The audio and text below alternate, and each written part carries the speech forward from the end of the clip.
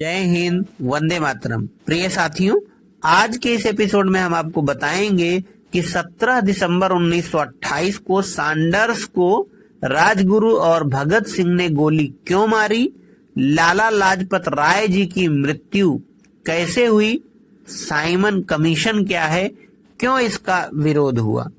तो आइए आपका ज्यादा समय न लेते हुए शुरू करते हैं।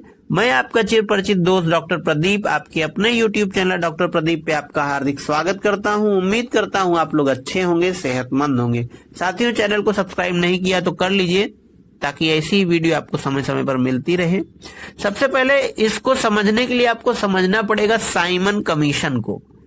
साइमन आयोग या साइमन कमीशन 7 अंग्रेज सांसदों का समूह था। जैसे कोई पार्टी या संगठन या टीम बनाई जाती है, जिसका गठन 8 नवंबर 1927 में भारत में संविधान सुधारों के अध्ययन के लिए किया गया था।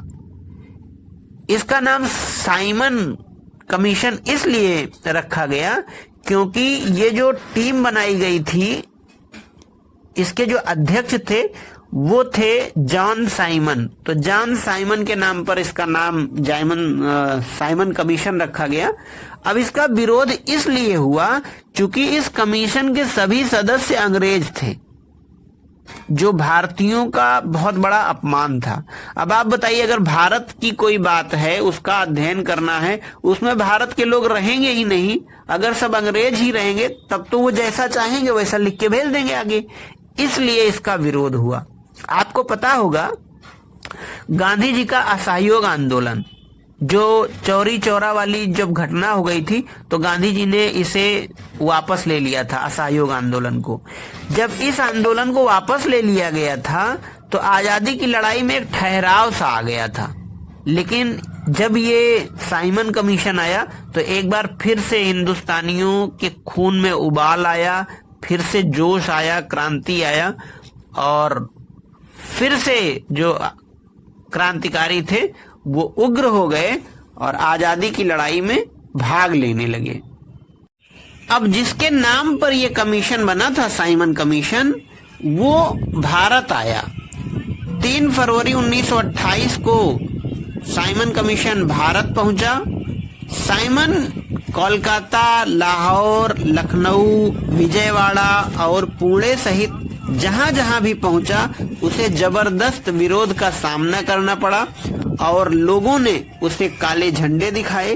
पूरे देश में साइमन गो बैक यानी साइमन वापस जाओ के नारे गूंजने लगे। लखनऊ में हुए लाठीचार्ज में पंडित जवाहरलाल नेहरू घायल हो गए और गोविंद बल्लभ पंत जी अपंग हो गए। 30 अक्टूबर 1928 को लाला लाजपत राय के नेतृत्व में साइमन का विरोध कर रहे युवाओं को बेरहमी से पीटा गया। पुलिस ने लाला लाजपत राय की छाती पर निर्ममता से लाठी बरसाई। वह बुरी तरह घायल हो गए और मरने से पहले उन्होंने बोला था कि आज मेरे ऊपर बरसी हर एक लाठी की चोट अंग्रेजों की ताबूत की कील बनेगी। अंततः 17 नवंबर 1928 को लाला लाजपत राय जी की मौत हो गई। लाला जी की मृत्यु का प्रतिशोध शुरू हो गया। मौत के बाद जब प्रतिशोध शुरू हो गया तो भगत सिंह, राजगुरु और भी जो क्रांतिकारी हैं, इन लोगों से रहा ना गया और एक गुप्त योजना के तहत इन्होंने पुलिस सुपरिंटेंडेंट स्कॉट को मारने की योजना सोची गई योजना के अनुसार भगत सिंह और राजगुरु लाहौर कोतवाली के पास इस तरीके से टहलने लगे जैसे बहुत व्यस्त हों। उधर जयगोपाल अपनी साइकिल को लेकर ऐसे बैठ गए जैसे कि वो खराब हो गई। जैसे साइकिल की चेन वगैरह खराब हो जाती तो बैठ जाते हैं साइकिल को लेके। गोपाल के इशारे पर दोनों सचेत हो गए, अलर्ट हो गए। उधर चंद्रशेखर आजाद पास के केडीएवी स्कूल की चार दीवारी के पास छिपकर घटना को अंजाम देने में रक्षक का काम कर रहे थे। 17 दिसंबर 1928 को करीब 4:15 बजे एएसपी सैंडर्स के आते ही राजगुरु ने एक गोली सीधी उसके सिर में मारी, जिससे वह पहले ही मर जाता, लेकिन तुरंत बाद भगत सिंह ने भी 3-4 गोली दागकर उसके मरने का पूरा इंतजाम कर दिया। ये दोनों जैसे ही भाग रहे थे कि एक सिपाही चनन सिंह ने इनका पीछा करना शुरू कर दिया। चंद्रशेखर आजाद ने उसे सावधान किया, आगे बढ़े तो गोली मार दूंगा, लेकिन वो माना नहीं, और नहीं मानने पर आजाद ने उसे गोली मार दी और वह वहीं पर मर गया। इस तरह इन लोगों ने लाला लाजपत राय की मृत्यु का बदला लिया था।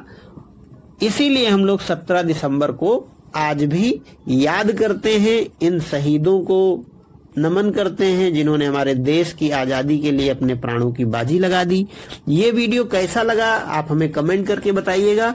वीडियो पसंद आया हो तो कमेंट करें, लाइक करें, शेयर करें, चैनल को सब्सक्राइब कर लीजिए ताकि ऐसी ही वीडियो आपको समय समय पर मिलती रहे। हम आपको बताएंगे कि 365 दिन में हर दिन हमारे लिए क्यों खास है।